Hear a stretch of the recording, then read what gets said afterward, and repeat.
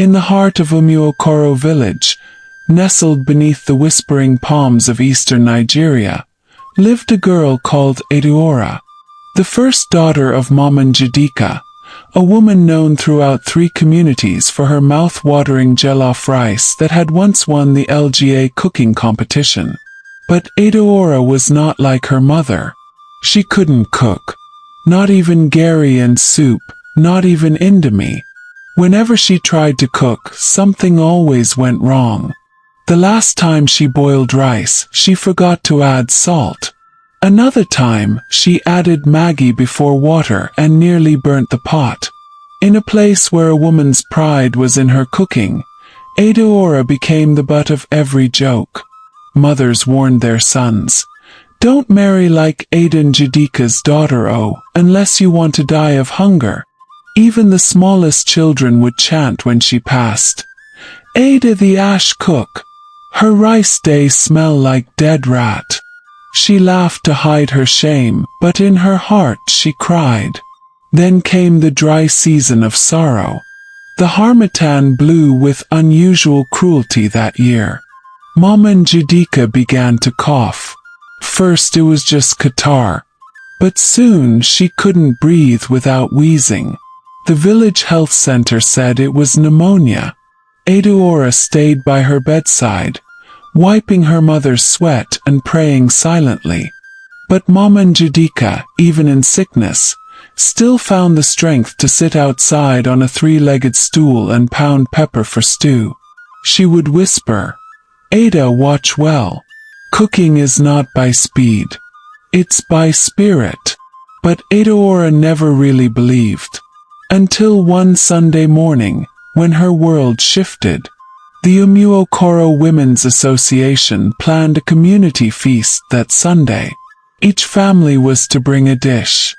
Mama Njideka, despite her illness, was chosen to represent their age grade, and everyone looked forward to her signature smoky party jollof rice. But at dawn, her breathing became worse. She couldn't stand. Her voice trembled. "Adaora, take the mantle. Cook the jollof. For our name's sake." "What? Me?" Adaora panicked. Her hands trembled. But the guests were coming, and Mama Njideka was too weak to stir a pot. That morning, Adaora stood in her mother's kitchen, staring at the bag of rice, tomatoes, onions, seasoning and chicken. Everything was set, except her confidence. She started small. First, she washed 4 cups of long-grain rice, scrubbing the starch away as her mother once taught.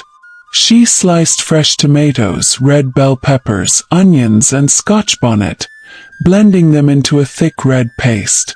The coal pot was already burning outside. She placed the big silver pot on the fire and poured in some vegetable oil. As the oil heated, she added sliced onions. The aroma filled the air. Then came the pepper blend. As it sizzled and danced in the pot, a neighbor, Mama Ego, peeked through the fence. "You day try cook," she sneered. "Let us not carry ambulance today, oh." Adaora swallowed her pride. She added thyme, curry, bay leaf, seasoning cubes, a pinch of salt, and the chicken stock Mama had boiled and frozen earlier. The stew cooked until red oil floated on top. Then she poured in the rice. She stirred and covered the pot, whispering, "Please, God, don't let me fail." After 20 minutes, she lifted the pot. The rice was still hard.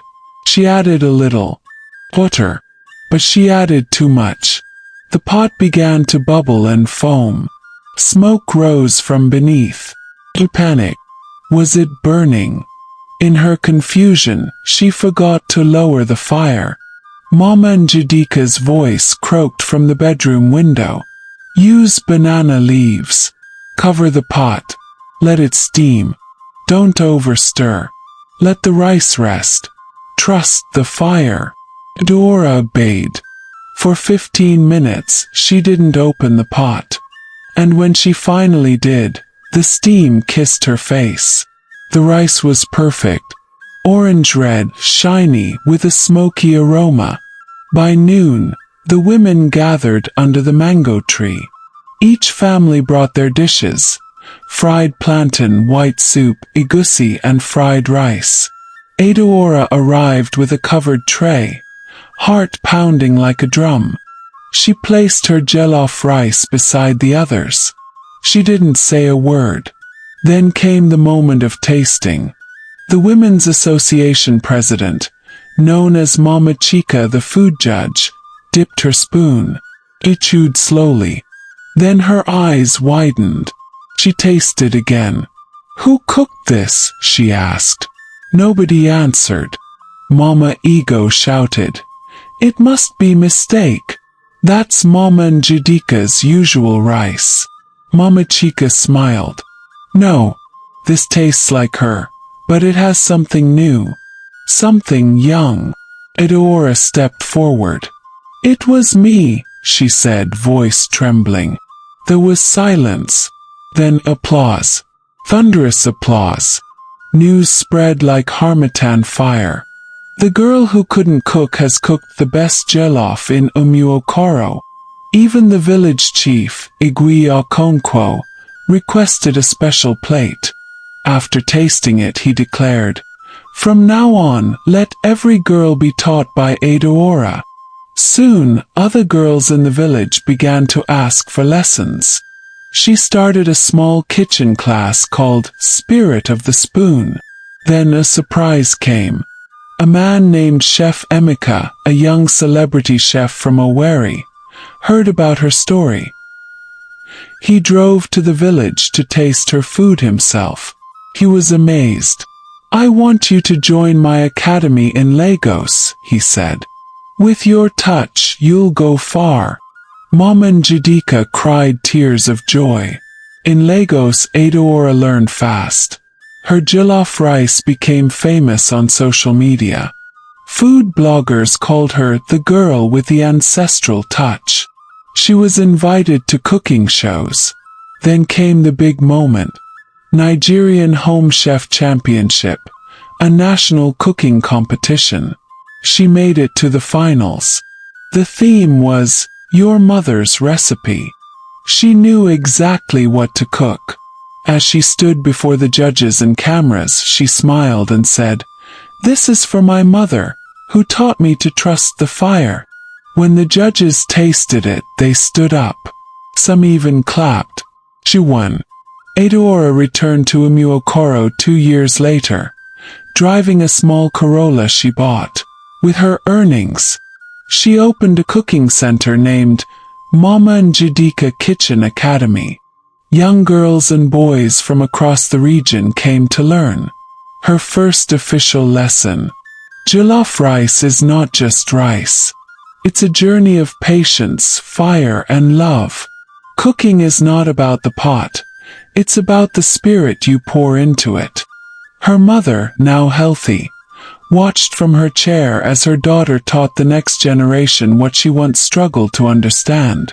And every Sunday, without fail, Adaora would make jollof rice for the whole village, and serve Mama the first plate.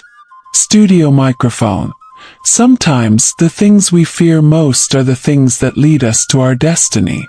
Adaora's story reminds us that greatness doesn't come from perfection, but from the willingness to try, to fail, and to rise again. Jollof rice changed her life, not because it's just food, but because she chose to cook it with courage, love, and legacy.